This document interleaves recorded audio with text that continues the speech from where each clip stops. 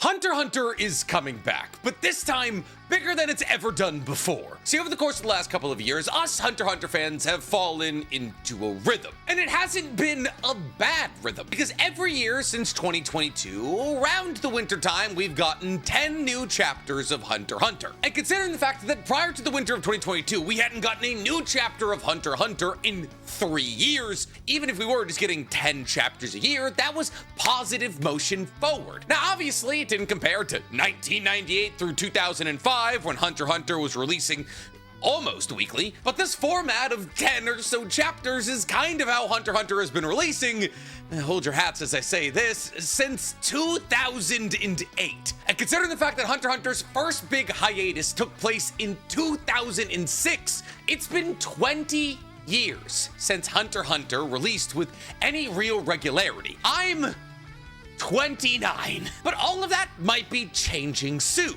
See, because, well, yes, it seems as though we are on track for our winter release of 10 chapters of Hunter x Hunter this year. Togashi and Shonen Jump have seemingly been hinting at the fact that this year might be a little bit different, and different in a good way. All that is to say is, Hunter x Hunter fans, you might have something to smile about this summer, because today we're talking Hunter x Hunter's return might be bigger than we thought. But before we get to breaking down all the good news surrounding Hunter x Hunter, guys, please, for me, like this video, subscribe to the page, and hit that noti bell. And if you're looking for one additional Nick video every single week, guys, you can go ahead and find my Naruto reaction series using the fourth wall link in my description below. We are on to the Konoha Crush arc. So, I want today's video to serve two purposes. First and foremost, I want to break down all the news for you regarding Hunter x Hunter's return, and tell you why things are looking especially good for Hunter x Hunter fans in the upcoming couple of months. But also, I want this video to serve the purpose of reminding you exactly where we are in the manga right now. Because the Black Whale arc that's happening in the manga right now is probably the densest arc in one of the densest mangas of all time. And if I'm being real,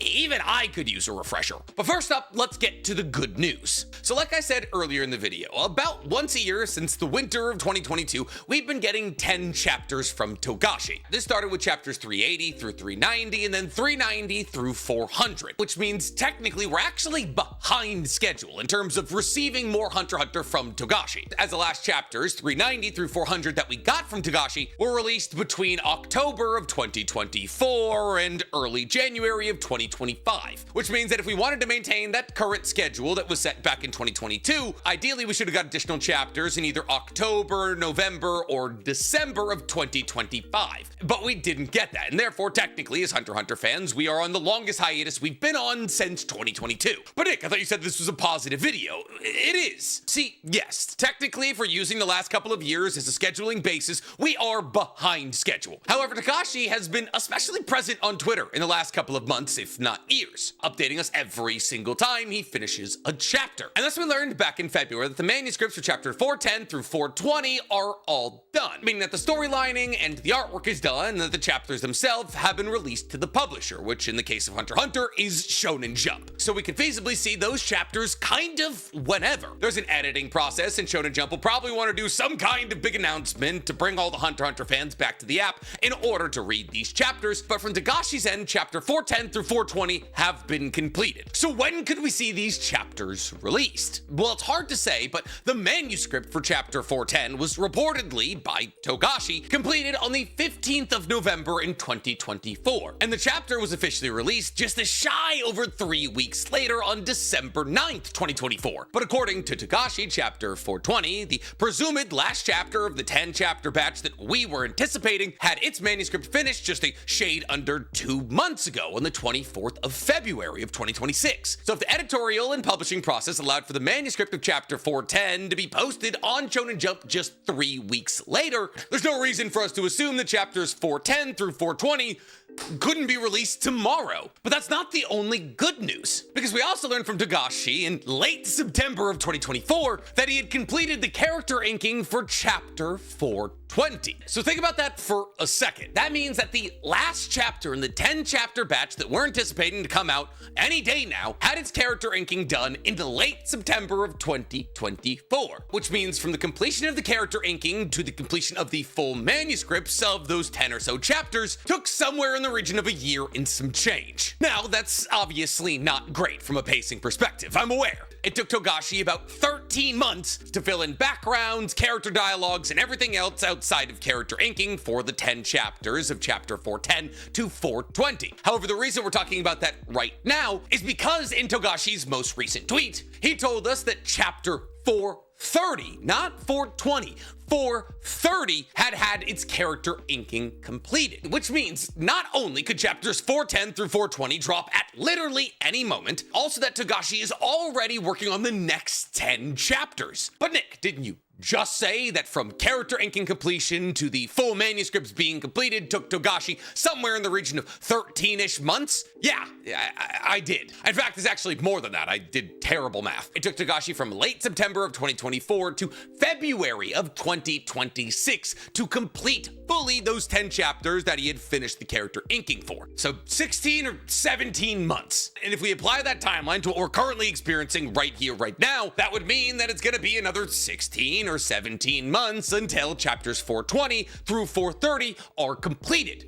Right? Well, maybe, if you want to be a realist or maybe even a pessimist. However, the reason that I'm framing Togashi talking about the character inking of all the way up until chapter 430 being completed as a good thing is because it's an indicator of positive momentum. See, Togashi hasn't even started posting the last 10 chapters that he has completed, and yet he's already hard at work at the next 10. And in the message where he told us that the character inking for chapter 430 is completed, he also told us to wait to hear from the Jump editorial team of the timing of chapters 420 and onward. But we haven't even gotten chapter 411 yet. However, this kind of messaging from Togashi isn't necessarily unfamiliar. Togashi makes it relatively well known in the majority of his tweets that he is not in control of when the chapters come out. This is why chapter 410 came out 3 weeks after the manuscript was completed and why we are still waiting on chapters 411 through 420. Even though the manga itself may be completed, it's still up to Shonen Jump as to when they want to release it. But what's so interesting about this most recent tweet is that most would assume that Togashi would say, you'll have to hear from the Jump editorial team as to when chapters 411 and beyond will come out. Because so far as we Hunter x Hunter fans are concerned, that's the thing we want right now, the next 10 chapters. But Togashi's not even talking about the release of those next 10 chapters.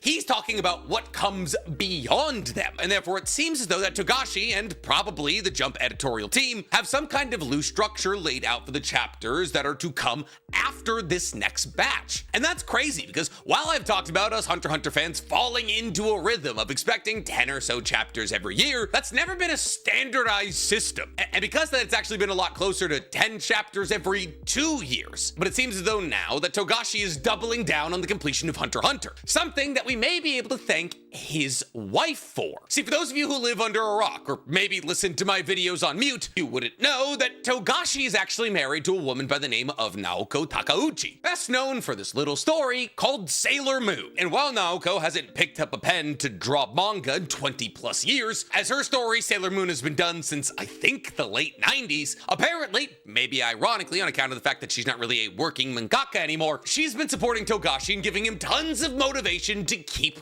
going. Now, this is amidst swirling rumors that have been happening for years, that she was gonna magically pick up the pen and finish Hunter x Hunter for him. Something that for some reason fans have rapidly held on to, even though publicly she said she wouldn't do that multiple times. Once again, she hasn't picked up a pen in like 20 years, but apparently she's inspiring Togashi to hold on to his. So with all of this said, when can we anticipate these projects? When can we anticipate chapters 411 through 420? Will it take another year and a half for us to see chapters 420 through 430? Well, I can't give you concrete details right now. We do know that Shonen Jump is having a Jump Press event on April 27th. Now, these Jump Press events are usually nothing all that important. Sometimes we get an announcement of some minor anime coming out, a new merch line, plushies, that kind of thing. However, the community is anticipating a lot of big news, especially after the image released by Shonen Jump telling everybody about when their event would be came out, as alongside the reveal of the date and time for the Jump Press event were 5 images, which were bullets, a hawk, a ring on a necklace, a tattered book, and a goldfish. And while there's been a ton of speculation online about how any of these possible images could be tied back to Hunter x Hunter, unfortunately,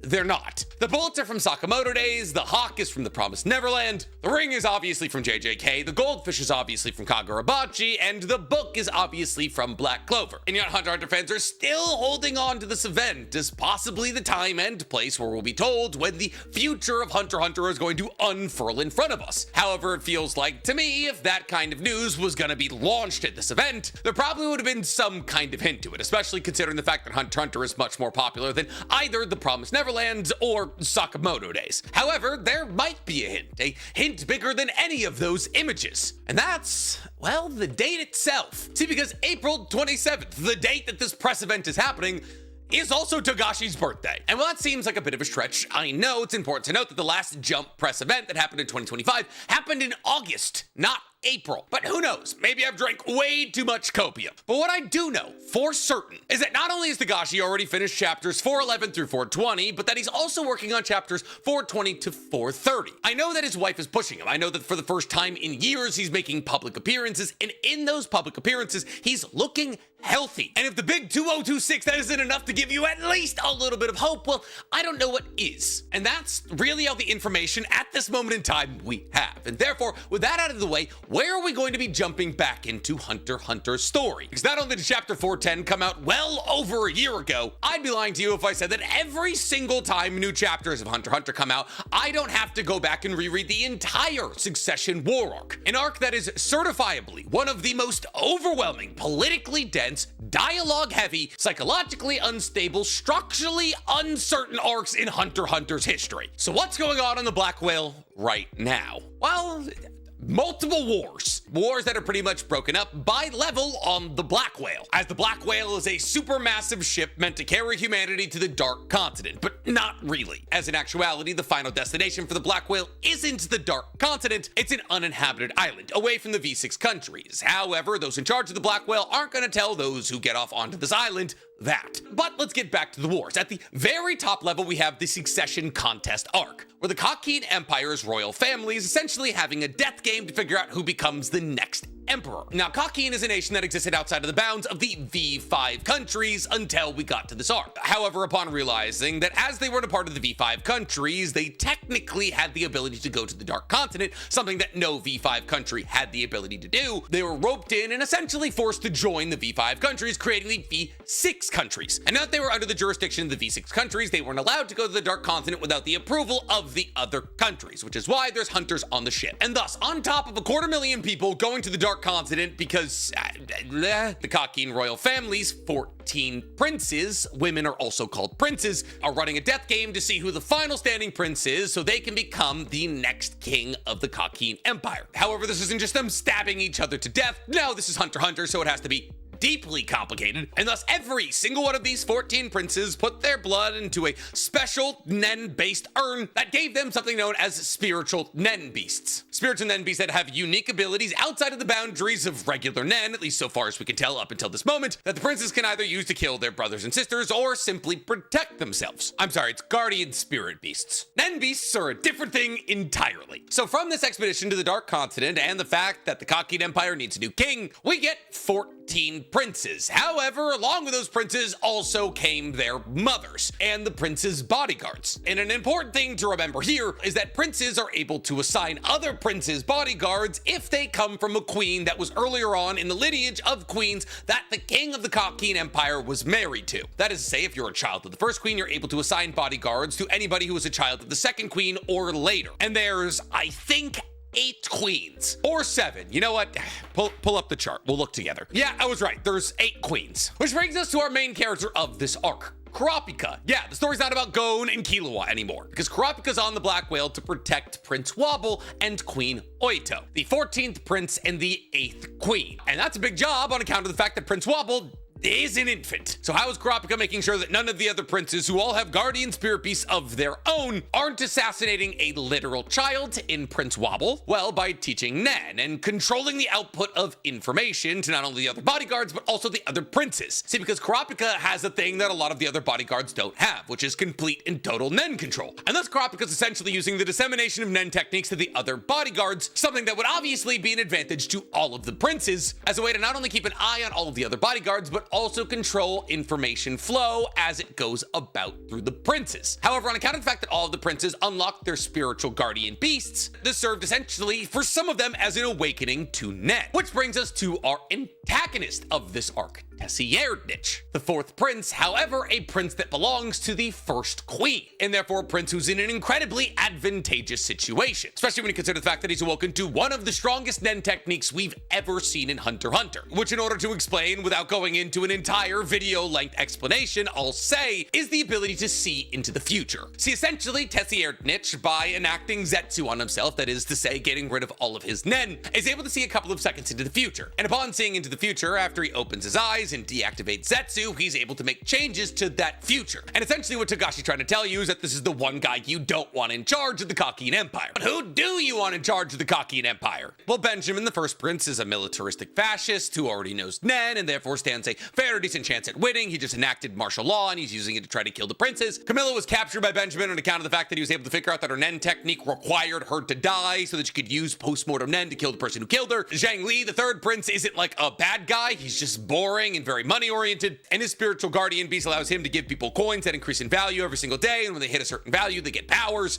Tessierdnich, the fourth prince, like we talked about, bad guy. Tubepa, the fifth prince, is a scientifically minded, intelligently competent person, and like of the adults, I'd say she's probably the most true moral neutral. And then you got Tyson, the sixth prince, who's a cult leader, so also a bad choice. She, like Zhang Li, is able to give people books and bugs that make them more powerful the longer they hold on to them. Then there's the seventh prince, Loserus, who's gang affiliated, and we'll talk about all the gangs in the underbelly of the Black Whale in a second. Sully, the eighth prince, is dead. Halkenberg, the ninth prince, kind of feels like the prince Togashi wants you to root for, but he's going through some weird things right now with body switching. But he's in a weird position because his newfound Nen technique tied to his spiritual guardian beast allows him to essentially either swap his consciousness or one of his followers' consciousness into somebody struck with his Nen era. And upon realizing that Benjamin, his older brother, was trying to kill him using one of his guards, Balsimico, Halkenberg hit Balsimico with a body-swapping arrow. However, through a weird roll of the dice, he actually ended up being the person injected into Balsimico's body.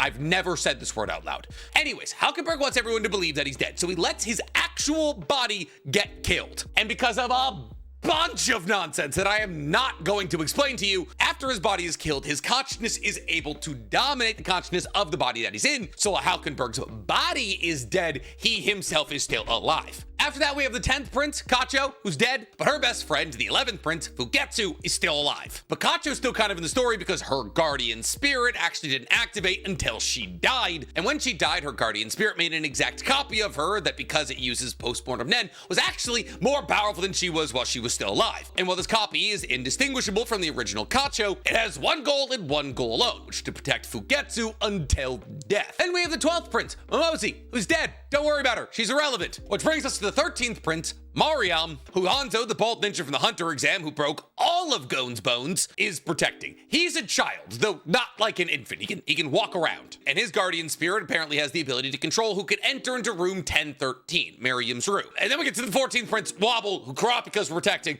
who's a baby. And because Wobble comes from the 8th queen and therefore can have guards assigned to him by any of the princes before him, he's got a whole bunch of bodyguards that are definitely trying to smother him with a pillow. But with the Kakian royal family out of the way, let's talk about what's happening with the gangs in the lower levels of the Black Whale, because there's a three-way turf war happening in the lower levels of the Black Whale between the Shiyu family, the Cha-R family, and the Hei-Li family. And out of those three families, by far and away, the most important one is the Hei-Li family, a family led by another one of the main antagonists of this arc, Morena Prudo, a character who has an Nen ability called Contagion, where upon kissing somebody, she's able to enact her Nen technique on them, and the people who have been affected by this contagion are able to level themselves up by killing other other people, unlocking Nen techniques and making those Nen techniques stronger at certain different levels. And should any of these people ever reach level 100, will they become a new Patient X, able to spread contagion to other people, kind of like the Chimera ants. And nobody wants that, because the Black Whale has 250,000 people on it that can't go anywhere. And so, the protection agency is responsible for making sure that the Black Whale doesn't get completely decimated by a group of serial murderers, sent somebody by the name of Borkson, yes, Borkson, to break into the Haley family. And she's currently playing a card game whose rules I will not explain, I'm sorry.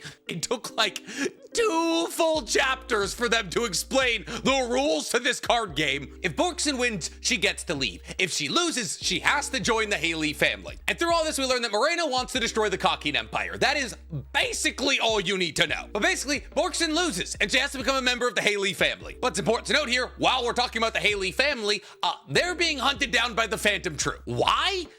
Because they're the only bad guys that are allowed to exist. But Nick, why is the Phantom Troop on the Black Whale? Because Hisoka's on the Black Whale. Because Hisoka is trying to go to the Dark Continent, 1, because he likes fighting powerful people, and 2, because he's trying to run from the Phantom Troop, who he launched a war against after the conclusion of the anime, killing Shalonark and Kortopi. And while in Heaven's Arena, it looks like he was killed by Crollo. Using postmortem Nen to essentially jumpstart his lungs and heart, he was able to bring himself back to life. And now he's on the Black Whale. And like, I mean, there's more you could know, but like, that's really all you need to know. The Phantom Troop is working with the Char, specifically through their underboss, Henry. Henry's got a Nen technique that allows him to turn inanimate objects into animals, and they want the Haley family gone, not only because they're backed by a different prince, all of the gangs are backed by individual princes, but also because they believe that the Haley family is bad for the mob infrastructure, as these 3 families had all allowed each other to continue existing for years now. Wait, no, I'm sorry, they're working with the Shiyu family, whose leader is a guy named Honor Longbow, because his head looks like a dumpling. Now, they're backed by the 3rd prince, Zhang, and thus, like Zhang, they're kind of the morally neutral gang. They exist in a somewhat symbiotic relationship with the Cha-R gang, who are led by a man by the name of Brocco Lee, because his head is broccoli. And their underboss is Ken E. Wang, who's not only working with Nobunaga, Finks, and Feitan to take out the Haley family, but he also looks a lot like another character on the Black Whale by the name of Kaiser, who works for the Justice Bureau, which is really confusing considering the fact that I always get them mixed up. So yeah, is this enough information to remind you of everything you need to know to get ready for the Succession Contest arc? No, but I have entire videos dedicated to doing that already. And they're dense, but not as dense as the Succession Contest arc. So, you know, like, you go watch him. But hey, the good news of all of this is that Togashi's feeling good. He's getting support from his wife, and Hunter's coming back. And if you're as excited about that as I am, let me know in the comments below. While you guys are down there, please, for me, like this video, subscribe to the page, and hit that noti bell. Now, if you'll excuse me, I probably have to reread the entire arc again.